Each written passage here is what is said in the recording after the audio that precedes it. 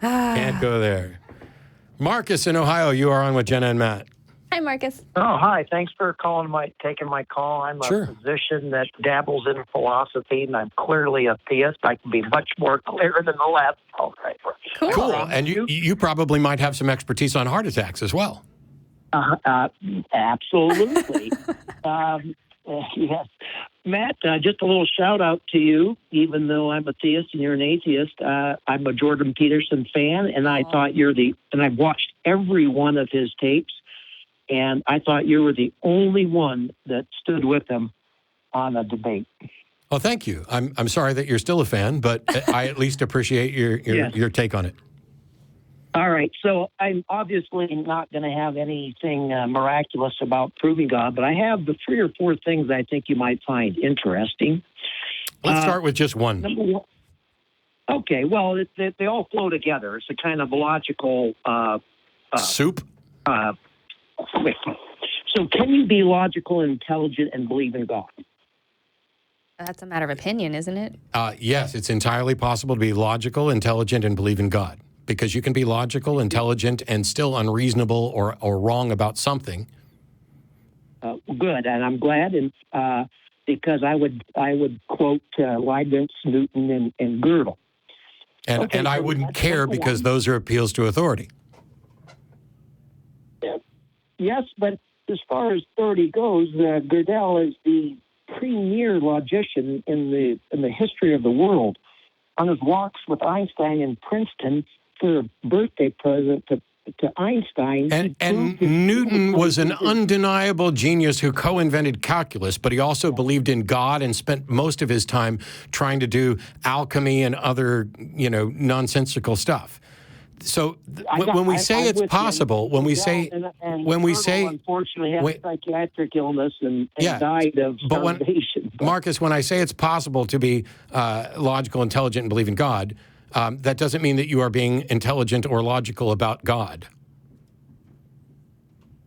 Fair enough. Okay, next one. Can you look outside a formal logical system and find truth? Well, we'd have to define truth because I don't know that you would have... First of all, there's a question as to whether or not we have access to truth at all, and whether we're just using a conformity model of truth as which comports with reality or appears to comport with reality. But I don't know how you would arrive at anything close to truth outside of reasoning, which is what we're talking about. Well, I would use Penrose. He can clearly show that you need outside of formal algorithmic logic to find certain truths. They're machines using mathematical logic only cannot.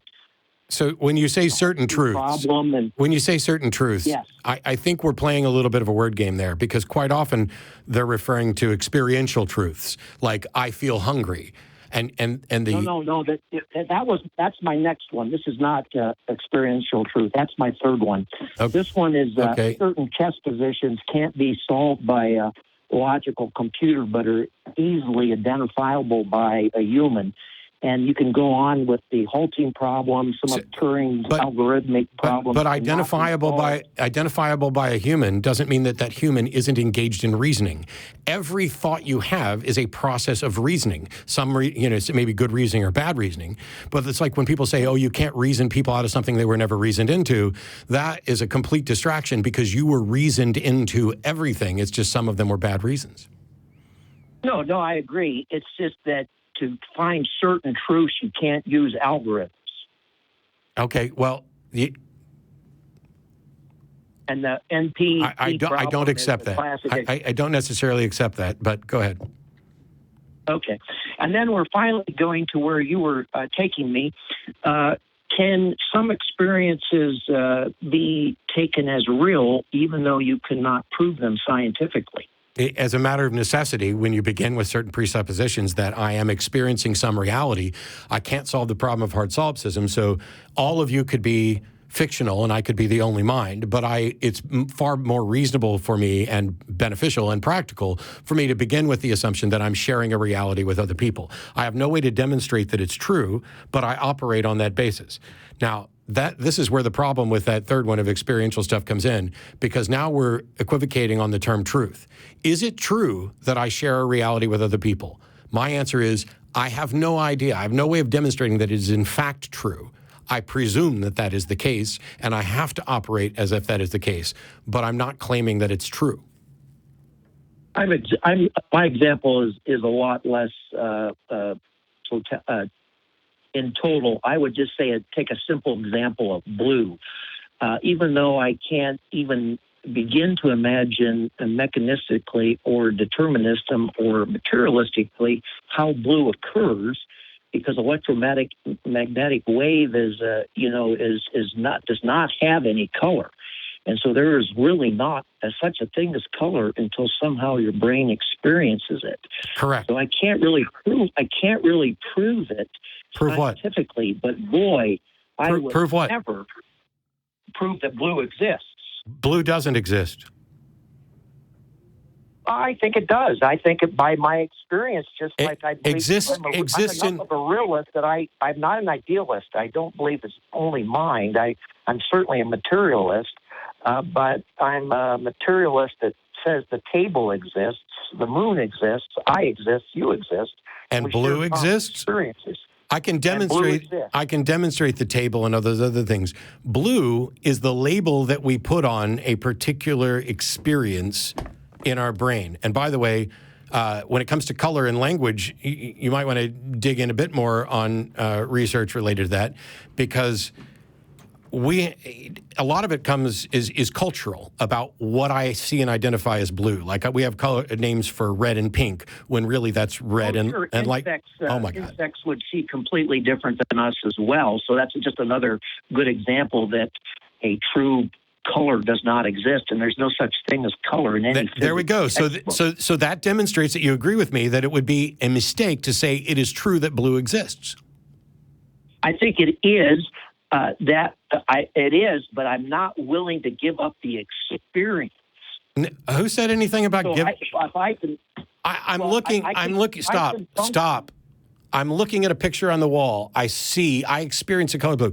When I look at the screen behind me, there are various shades there that my brain identifies as blue. As long as we're working at that level and saying we're talking about the truth of my experience, not the truth of necessary reality, it is true that I'm experiencing a variety of blue colors from this screen behind me. I'm not giving up the experience or anything else. But when you start to say that blue exists unto itself, that's just not the case. No, I would agree with that. I was the first person to even think of that way back when. Wow, you were the first person to think about that. Well, you're way, way, way older than I thought. Let's just say this. What was Eratosthenes like? I would not give up I wouldn't say it doesn't exist, so I want to give it up. I want to erase it from my experience. Okay, so we're having a lot of fun here with philosophical thought experiments and stuff. Can we get to the God thing? Oh yes, yes. It goes something like this for those. So I am saying that if you follow those three things down and you believed, I think you believed all three of them actually. No, you agreed with number one. So with your advanced age, it's clear that your memory is failing, because we just got done. You agreed with me that it's not true that blue is a thing that exists. No, I always have agreed to that. What I mean is I'm not willing to give up the experience. It's real, even though it may not exist. What does that mean? Let's say you agree to the first two. Wait. What is it's real, but it may not exist? What does that mean? We solved that a second ago. It doesn't exist. It doesn't exist as a physical entity because there's nothing that I can connect to. It is an experience. Here's the thing, and this is why the third. This is why the third one is so problematic. Does everything that I have an experience of map to something real? No. Okay, you can continue. Okay, yes, and that would be dreams and things like that. And you don't. The issue. No, I don't. We don't have to go to dreams. I have experiences of things that aren't real. I might. Yes. And not only that, but when we talk about people with other mental issues, schizophrenics experience all kinds of things that aren't real, right? Sure. And people without identifiable mental defects can also experience things that aren't real. Yeah. No doubt about that. So Great. I agree. Well, I agree 100%. when you say real, shouldn't you kind of clarify objectively real versus subjectively real, because it's real to them? No, there's there's no such thing as true for you. No. So the reason I say that is because, like, if somebody You're confusing the map for the place. They are having an experience. It is true that they're having that experience, but does that experience map to anything in reality other than I this? see. Okay. Okay, yeah. Go ahead. Okay, so here's where I come to then. I'm even though I can't falsify God or prove God, it's an experience to me like blue that has certainly enriched my life. Except that we just got done agreeing that not everything you experience is actually real. So it could be the case. It could be the case, Marcus, that you have an experience that you identify as God, but which does not map to any actual God. Correct? Yes, absolutely. Then I don't give a shit about it.